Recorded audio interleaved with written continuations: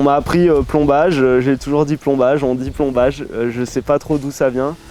J'ai l'impression qu'il y a un peu cet effet venir mettre beaucoup d'eau d'un coup et un peu plomber, moi je dis presque noyer le plan un peu, c'est-à-dire vraiment amener beaucoup d'eau d'un coup assez vite pour que toutes les petites particules de terre elles se concentrent autour de la motte et que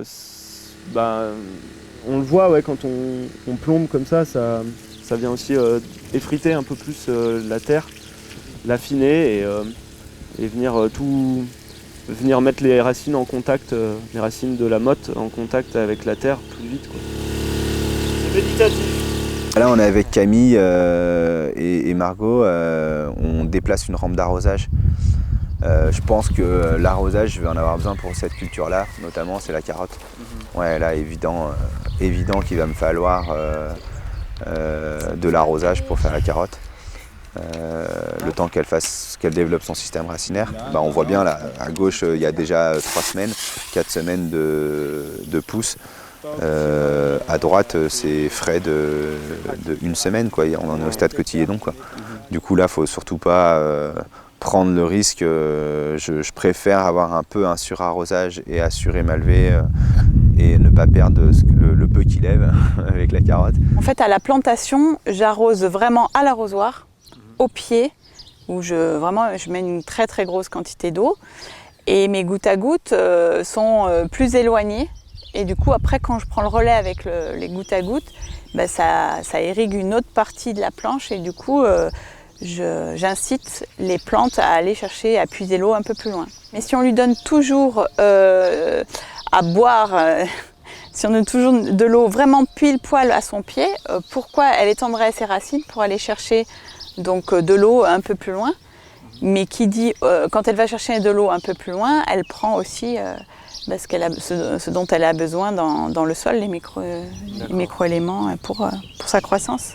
Elles auront un système racinaire beaucoup plus développé et du coup elles seront aussi plus costauds. Hein, ouais. Les images évidemment on les a fait en plein jour, après en aspersion on arrose la nuit.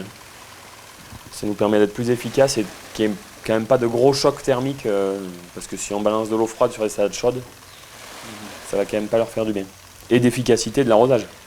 Si on envoie de l'eau sur un sol chaud, ça va être le même problème, c'est qu'il y aura vachement d'évaporation et ce ne sera pas forcément très efficace. Là on arrose la nuit, sur un sol un petit peu refroidi, en général le régulateur il commence vers minuit. Donc ça nous permet d'être sur un sol un peu rafraîchi. Et du coup, moi ce que je trouve c'est que les plants profitent plus la journée. Il y a moins de choc thermique et ils diffusent ça toute la journée. Ce qui est moyen, c'est 30 mm par semaine à peu près. Donc on a un pluviomètre qui est sur le terrain. Et après, pour calculer la quantité d'eau que mes asperceurs, je sais qu'eux ils font 450 litres chacun heure.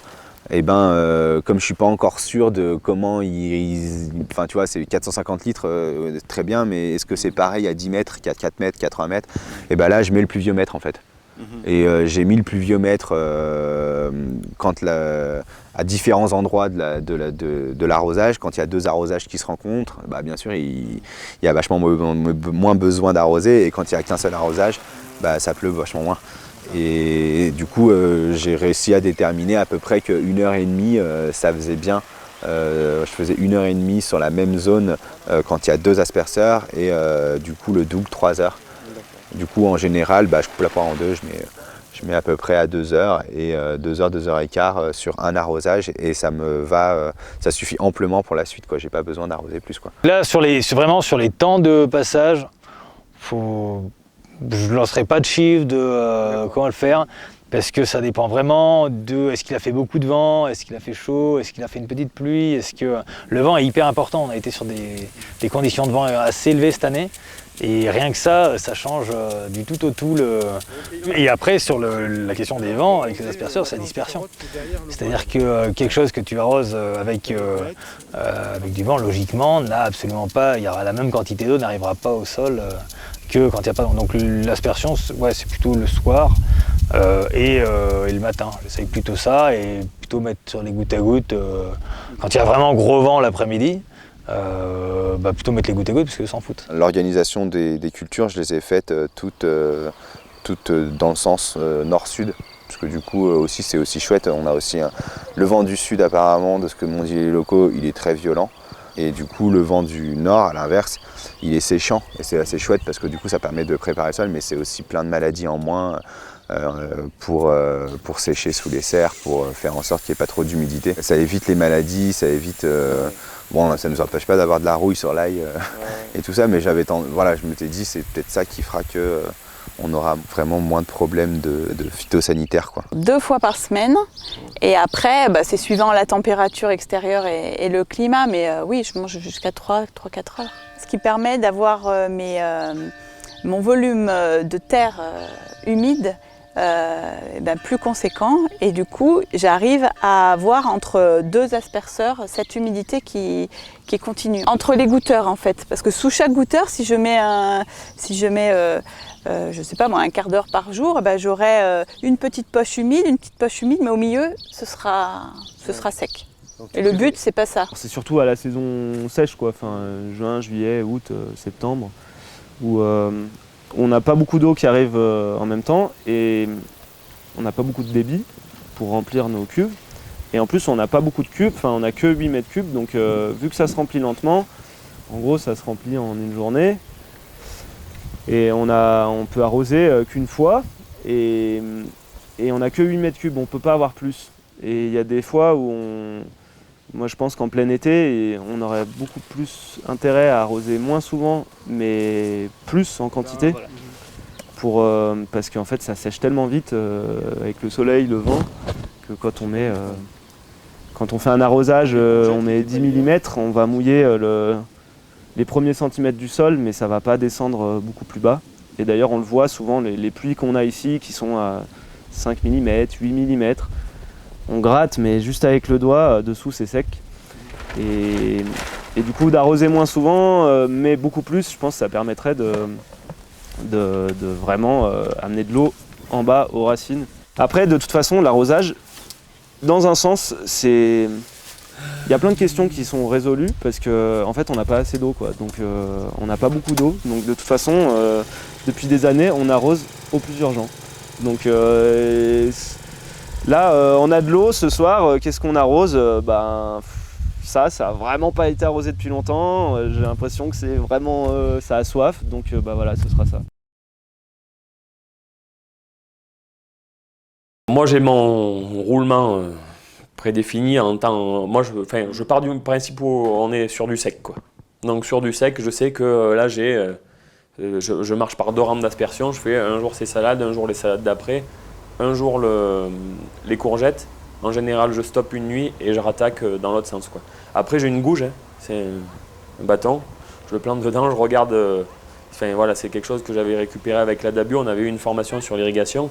Il nous a dit votre meilleur outil pour apprécier ça, c'est une gouge.